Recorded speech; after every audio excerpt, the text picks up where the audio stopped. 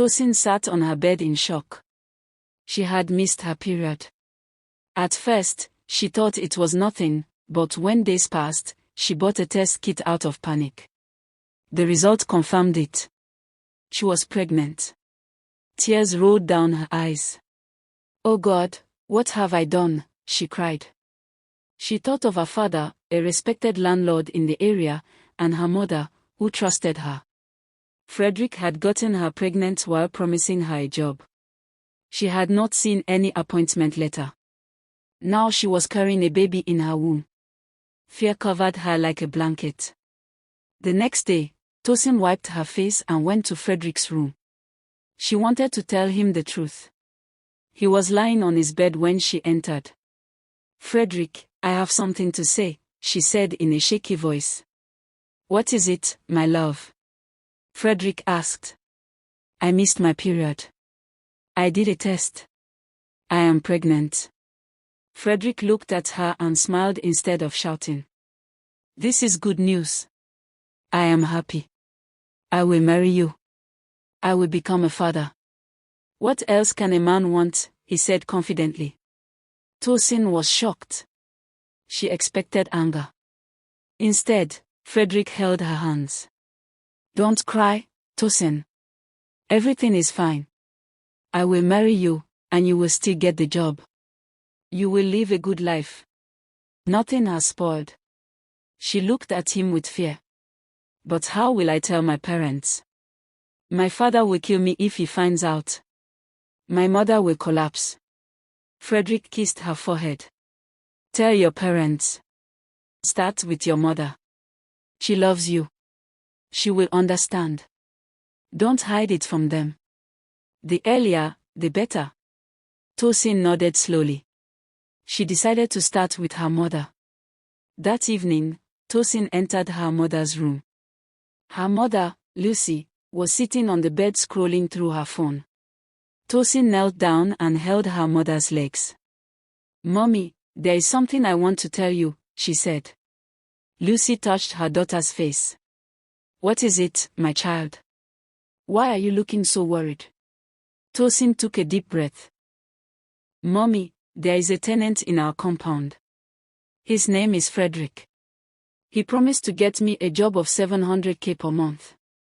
Lucy's eyes widened with excitement. 700, she repeated. Tosin nodded. "Yes, Mommy. That's what he promised." Lucy could not contain her joy. She suddenly jumped up. "I must go and thank him. God has answered my prayers. My only child will soon be rich. We must thank this young man immediately." Tosin was shocked. She had not even mentioned the pregnancy yet. "Mommy, wait," she tried to stop her. But Lucy did not listen. She rushed out into the night, barefoot, filled with joy. "I must go and thank him now," she shouted as she hurried towards Frederick's room. Tosin stood still, her heart beating fast. She did not know what would happen next. Lucy knocked at Frederick's door with excitement. He opened the door and saw her smiling. "Good evening, Frederick," Lucy said with a happy tone. She immediately went down on her knees. "Thank you for offering my daughter a big job. May God bless you. May your pocket never run dry." Frederick was surprised, but he quickly smiled. "Please, stand up, Mama Tosin. You don't need to kneel." Lucy refused. "No, let me kneel.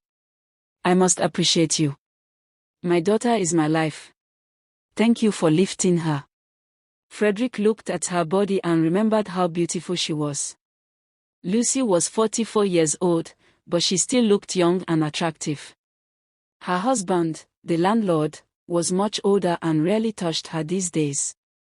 Frederick had always admired Lucy secretly, but now she was in his room, kneeling before him. A wicked thought entered his mind. He smiled and helped her to stand up. "Mama Tosin, the truth is this. For your daughter to get that job, there is something you must do for me." Lucy looked at him with concern. "What is it? Tell me.